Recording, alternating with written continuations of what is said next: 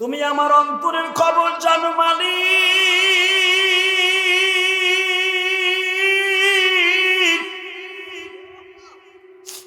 জীবনে মায়ের আদর কি আমি ইব্রাহিম পাই নাই গো।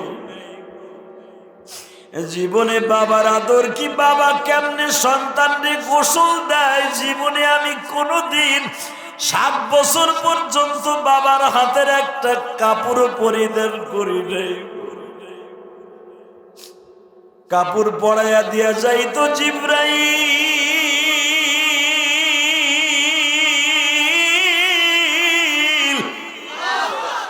খাবারের দরকার হইলে বনের পশু পাখি আমার সামনে খাবার রাইখা যাইতো। আমি সেই ইব্রাহিম তোমারে ভালোবাসিয়া যা দরকার আমি রাজি আছি। আল্লাহ তুমি জানো ফানি'মাল মাওলা ওয়া নি'মান নাসীর।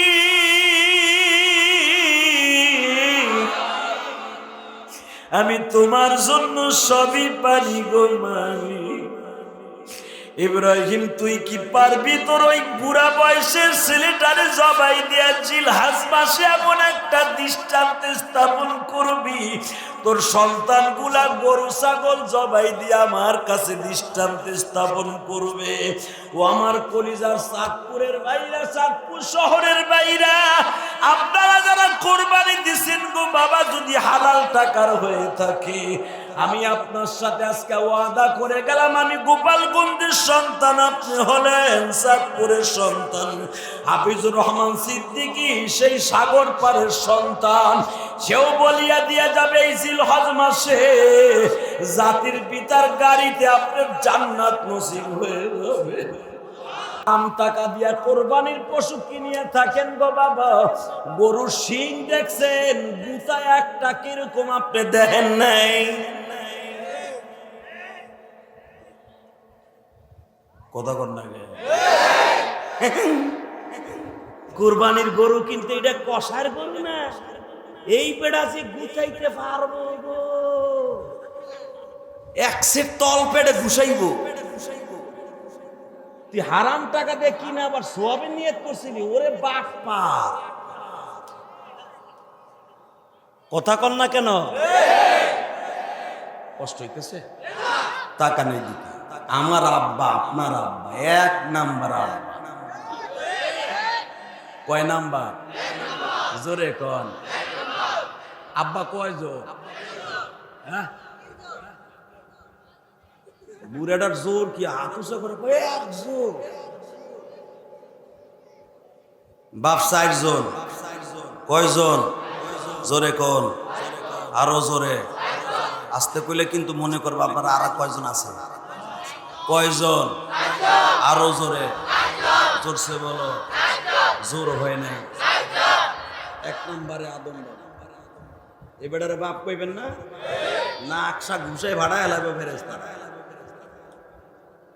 2 নম্বরে মিল্লাত আবিকুম ইব্রাহিম। 3 নম্বর আমার আব্বা জান আমার নবী বাবা। 3 নম্বরে যেই বেটায় আপনারে কটাকশন দিয়ে জন্ম দিছে, ওই বেটারে যদি আব্বা মানেন তাহলে আপনি ঠিক আছেন, মানে আপনি জানবে। তাহলে কয়টা হইল আব্বা? আলহামদুলিল্লাহ বলেন। আমরা 4 বাবার সন্তান, আমরা কিন্তু ওই যে দয়াল বাবার সন্তান। টাকা নেই দিকে আমার আব্বা জান আপনার আব্বা জান 1 নাম্বার না? ইব্রাহিম নবীর মতো আব্বা হইতে পারে? বাজানরে আল্লাহরে বলে দিলেন স্পষ্ট, আল্লাহ তুমি যদি কও যে ওই পোলাডারে জবাই দিতে, তোমার প্রেমের মাঠে নাইমা আমি গোল দিয়ে উঠে আসবো, ঠিক আছে? ঠিক আছে, কিন্তু আল্লাহ আমার একটু কেমন যেন লাগতাছে, আমি 13টা বছর একটা পাঞ্জাবিও কিনা দেই নাই, একটা কাপড়ও কিনা দেই নাই, পোলাডারে যাইয়া জবাই দিব কেমনে, আমার ভাষা খুঁজা পাইতাছি না। ঠিক আছে, তুমি যখন বলছো জবাই দিবা, আমি আমার পোলারে জবাই দিয়ে প্রমাণ করে দেব আমি তোমার কত ভালোবাসি। আমরাও আমার আত্মাকে জবাই দিয়া ইসলামের জন্য, কোরআনের জন্য জিলহজ মাস আওয়াজ দিবেন। বাংলার জমিনে যদি ইসলামের বিরুদ্ধে কোন নাস্তিক কথা বলে, দরকার হয় নিজে জবাই হয়ে যাব, আল্লাহর দিন জমিনে প্রতিষ্ঠা থাকবেও।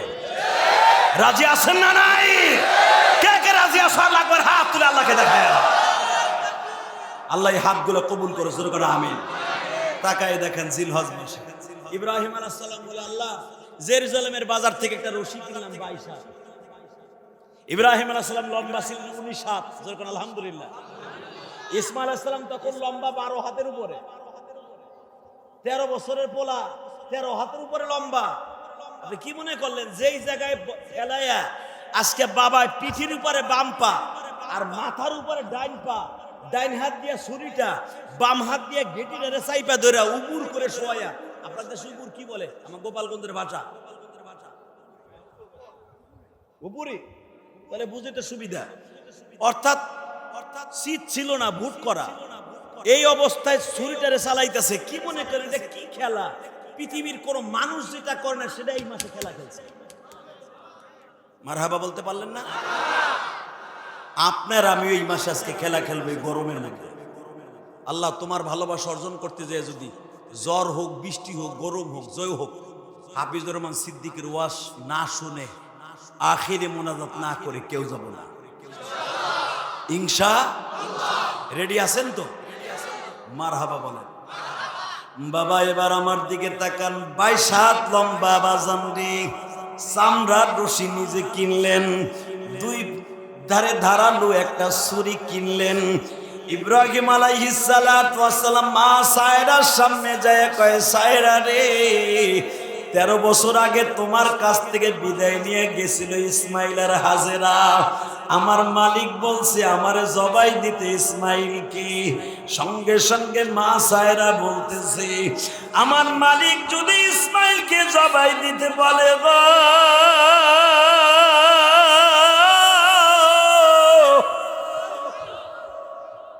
আপনি একটু মায়া দেখায়েন না যান। বাজান আপনাদের জানা আছে আমি মাত্র 3 মিনিট আপনাদের 2 ফোঁটা পানি দেখতে চাই। কেন দেখতে চাই জানেন নি? এই মাজমার মধ্যে কার যেন জনম দুঃখিনী মা নাই গো। কোরবানির পশু জবাই দিছি, কত আনন্দ করে গোশত খাইলাম। আমি ইলিয়াসুর রহমান জিহাদিও তো আমার মালিককে সন্তুষ্ট করার জন্য বাবা কোরবানি দিছি। কত মা চাষিদের জন্য কোরবানির হাদিয়া পাঠাইলাম। বাজানটা আমি এমন একটা পুরা কপাল সন্তান, 1 পিস মাংস 1 পিস গোশত আমার জনম দুঃখিনী মাকে খাওয়াইতে পারি নাই। কেন জানেন? আমি 12 বছর বয়সে মা বাজান রে। আপনারা জানেন আমার মসজিদে একটা ছেলে বাজান, আপনাদের কুমিল্লা 14 গ্রাম বাড়ি বাজান, সৌদি আরবের জমিনে থাকে। আমারে কোরবানির একদিন আগে আমারে ফোন দিয়া বলে, হুজুর গত বছর আমার মা বেঁচে ছিল, আজকে আপনার মতো মা হারায় ফেলছি। হুজুর আমি যখন কোরবানির গরু কিনতাম, খাসি কিনতাম, আমার মা আমার গরুটার খোল ভুসি খাওয়াইতো, আমার মা গরুটারে তৈল দিয়ে দিত। হুজুর এই বছর গরু কিনছি, আজকে তো আমার মা নাই, আমার গরুটারে কেউ আদর করে না। আমি আপনার ভাইদেরকে বলবো যাদের মা নাই গো, 1 টুকরা গোশত মারে খাওয়াইতে পারো নাই, বাবারে খাওয়াইতে পারো নাই, এই জিলহজ মাসে 2 ফোঁটা পানি ফেলাইয়া আমার মাওলার একটু কেঁদে কেঁদে দেখায় দাও মালিক। জিলহজ মাস এখনো শেষ হয় নাই, সমস্ত হাজিরা এখনো দেশে যায় নাই। এই জিলহজ মাসের বরকতে তুমি আমার জনম দুঃখিনী মায়ের মাফ করে দাও।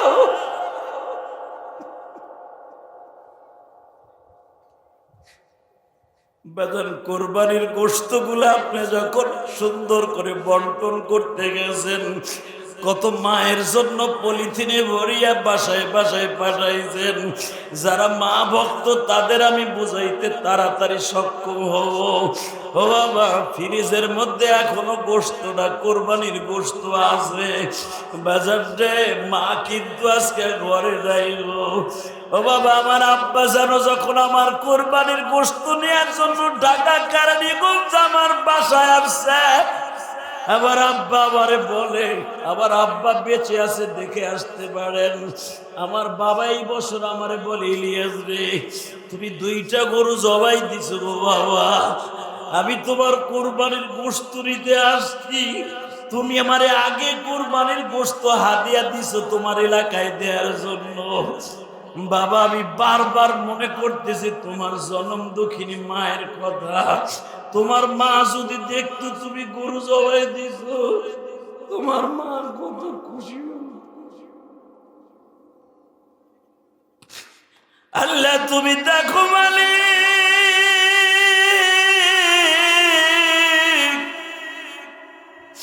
আসমান থেকে বৃষ্টি নামে গো মালিক, কত বাবাজির চোখ দিয়া বৃষ্টির পানির মতো চোয়া চোয়া পানি পড়ে। আল্লাহ চোখের পানি ছাড়া জাহান্নামের আগুন হারাম করা যায় না। এই জিলহজ মাসটা যদি তোমার কাছে দামি হয়, আজকে 28শে জুন, আজকে 28 তারিখ জুন মাসের, এই 28শে জুনে তোমার দিকে তাকাই আমরা এই গুড়ি গুড়ি বৃষ্টির মধ্যে তোমার কাছে একটা দরখাস্ত দিলাম, যাদের চোখ দিয়ে পানি পড়ে গো আল্লাহ, এদের জনম দুঃখিনী মারে মাফ করে দাও গো মালিক।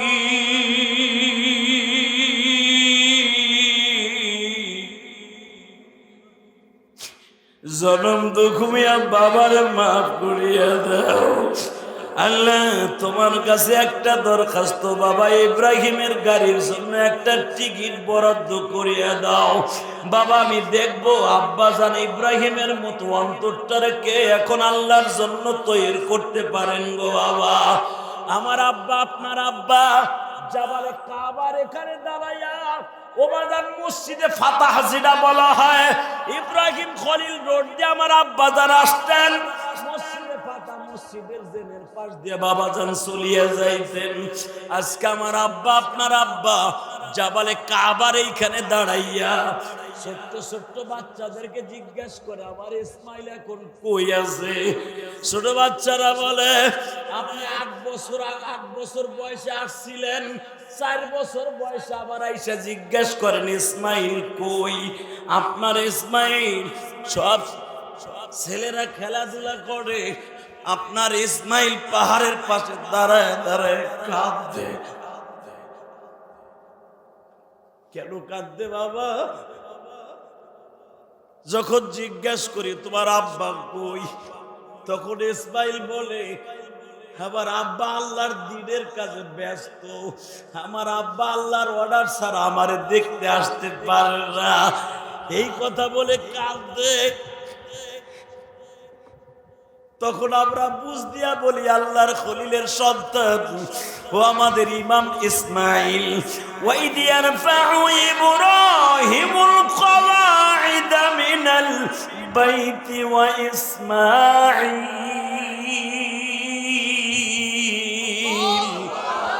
ইন্না আউওয়ালা বাইতি উযিয়া লিন-নাস লাল্লাযী বিবাক্কাতা মুবারাকাও ওয়া হুদাল লিল-আলামিন।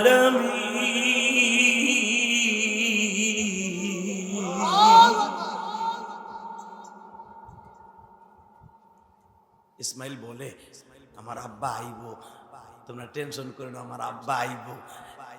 বিশ্বাস করেন গতকালকে জিলহজ মাসের 8 তারিখ গেছে, ইসমাইলকে আমরা জিজ্ঞাসা করছিলাম তোমার আব্বা কি আইলো না, কোরবানি তো আয়া পড়লো।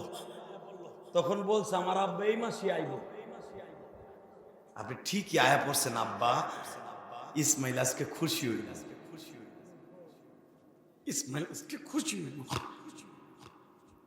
আমি দেখবো এখন আমার ভাই, আপনার ভাই ইসমাইলের মতো কার চোখে পানি আছে।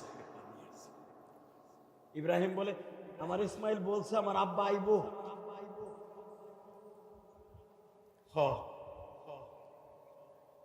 চলো তোমাদের নিয়েই আমার ইসমাইলের কাছে যাই। ইসমাইল, বাবা তুমি কই গো আমার কলিজা। ইসমাইল এখন একটু রাগ করছে, সূরা সাফফাতের তাফসীরে দেখবেন উলামা কেরাম ইসমাইল রাগ করছে কেন। আরো একবার আসছে, আব্বা একটা দিনও আমার মার ঘরে থাকে নাই, আমার একটু আদরও করে নাই। সব ছেলেরা তার বাপের কোলে উঠে আব্বার অন্তত দুইটা সুমা দেয়, আমি একটা সুমাও দিতে পারি নাই। আমার আব্বা আমার এক নজর দেখে গেছে না, আমার আব্বা তো এইবারও চাইবো না, এটা জানে ইসমাইল। যখন ইসমাইল শুনছে, ইব্রাহিম বলে ফেলছে, দাঁড়াই এই কাবা ঘরের সামনে দাঁড়াই বলছে, বাবা আমি তোমার মায়ের ঘরে এইবার কিছুদিন থাকবো।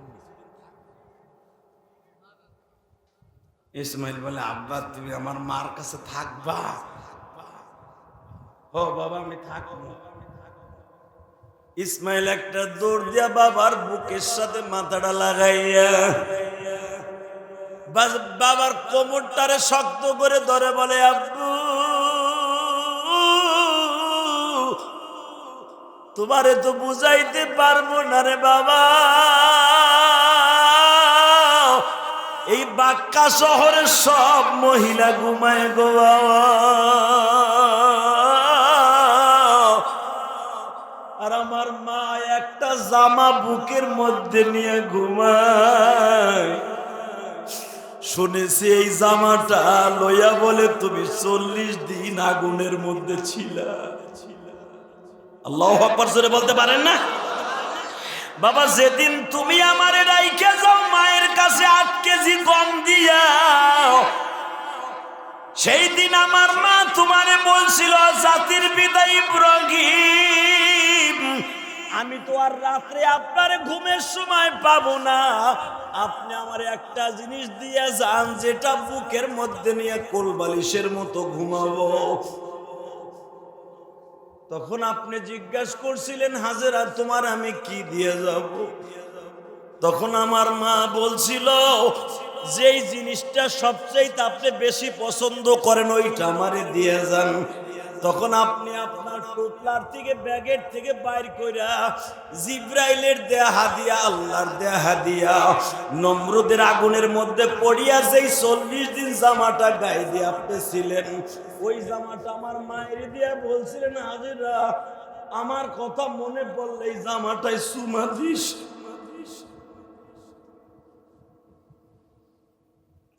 আমি দেখতেছি আপনাদের চোখে পানি,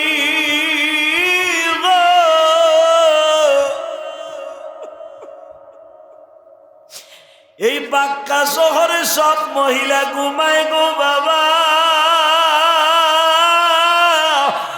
আমার মা ঘুমায় না।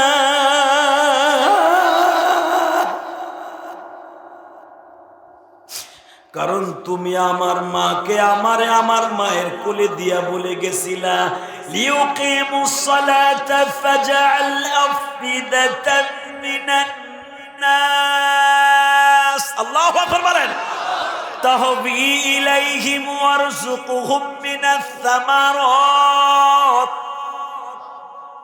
হাজিরা রে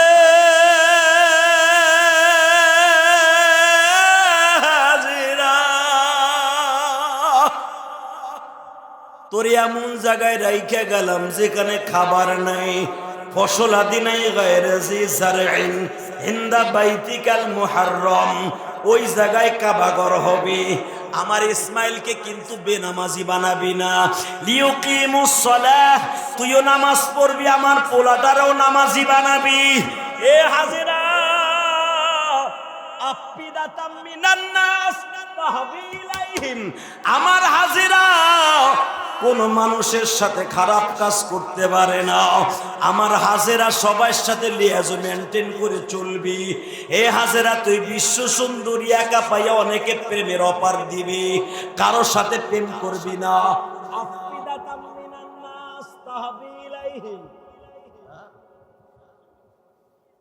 আল্লাহু আকবার জোরে বলেন। খবরদার হাজেরা কোন মানুষের সাথে বাজে আলাপ করবি না। আফিদাতাম মিনান নাস তাহবি ইলাইহিম ওয়ারযুকহুম মিনাস সামারাত, খাবারের ব্যবস্থা আল্লাহ করবে, আমি রাইখা গেলাম ফসল আদি সারাবিহীন জায়গা। কাজ করে কে? আমার আল্লাহ। দোয়া করতেছে কে? আমার আব্বা। ইনশাআল্লাহ বলেন। আমিও মুসাফির হয়ে দোয়া করে দিয়ে যাব, অন্তত চাঁদপুর শহরে যেন রেজেকের কষ্ট না হয়। মারহাবা বলেন। আপনাদের চোখের পানে যেন কবুল হয়। এবার আমার দিক তাকায়। হাজেরা হাফিজুর রহমান সিদ্দিকী আমার কলিজার ভাই আসতেছে, আপনারা তার দিকে ওদিকে তাকান। আমারে দেখেন একটু সময় আছি, হে তো আবার আইবো, হে চাঁদপুর পড়ছে, আমি জীবনও চাঁদপুর আইনে পড়তে। সে চাঁদপুরের জন্ম নেয়, অর্থাৎ যদিও জন্ম নেছে কুয়াকাটা, কিন্তু সেখান থেকে হাফিজুর রহমান সিদ্দিকী হয়েছে। কথা বল না কেন মিয়া? হ্যাঁ পরান বলে একটু পরে দেখেন, আমারে দেখেন পরান বলে আমি গোপালগঞ্জের শীষ। আমার আর নিয়ত নাই, ওই চিন্তা ভাবনা করি না। মারহাবা বলেন। একবার তাকান, এই জমিনের মালিক কে? ওই আল্লাহ আছে না? আমার দিক তাকায় থাকবেন। প্রেমের খেলা এখন এই মাঠে হবে। আমি দেখতেছি গুড়ি গুড়ি বৃষ্টি নামছে, আপনারা বইয়ে রয়েছে, বৃষ্টি আর হবে না। হাফিজুর রহমান সিদ্দিকী মাঠে আল্লাহর ইচ্ছা আসবে, আল্লাহর হুকুমে বৃষ্টি বন্ধ হয়ে যাবে ইনশাআল্লাহ। বলেন আল্লাহু আকবার বলেন। ও জোরে আসতে পেলে কিন্তু বৃষ্টি আবারও নামবে। মারহাবা বলেন। তাকান এই দিকে, মাত্র 5টা মিনিট আমার দিক তাকায় থাকবেন। কে কইছে আপনার গুনাহ মাফ হইব না?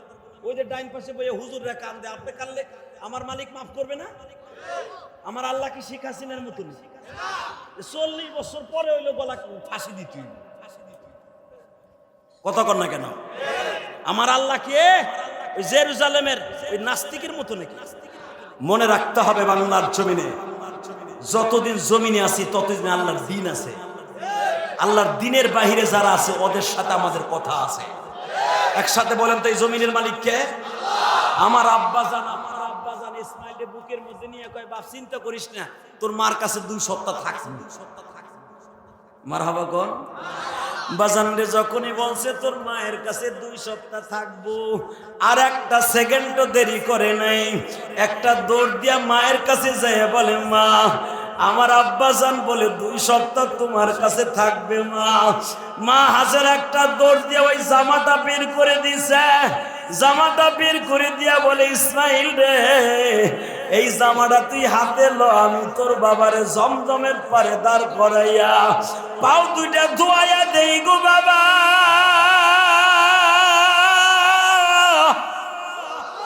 আরো একবার আসছে, আমি খেদমত করতে পারি নাই, এইবার নিজের হাতে খেদমত করব। জমজমের পারে দাঁড়াইয়া সুন্দর করে আমার আব্বা, আপনার আব্বার পাও 2টাকে আল্লাহ জায়গা তোলে। আলহামদুলিল্লাহ বলেন। বসেন। ওয়াজের জগতে কিন্তু আমি হাফিজুর রহমান সিদ্দিকীর সাথে সিনিয়র, কিন্তু ওর ভিতরে আল্লাহ পাক একটা গুণ দিছে, বড়দেরকে অনেক সম্মান করে। এই জন্য আল্লাহ ওর ইজ্জতকে আকাশচুম্বী বানায় দিছে। ওর অ্যাকাউন্টে শত শত বুজুর্গের দোয়া আছে। আলহামদুলিল্লাহ বলতে পারলেন না? সরমনা শায়েকের দোয়া আছে, হাটহাজারী হযরতের দোয়া আছে, আর অনেক তো হুদা বুয়া অ্যাডভার্টাইজ করে হাটহাজারী হযরতের অমুক তমুক গোড়ার দিন।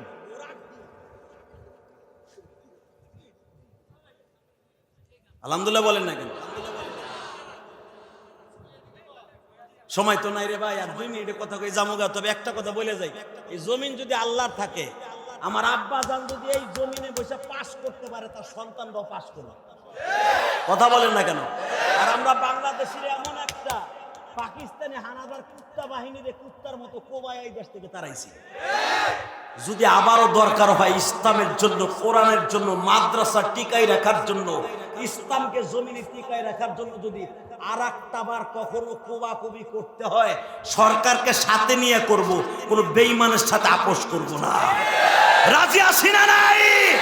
কে কে রাজি আসল নাকি? তুই হাত তুলে দেখায় দাও।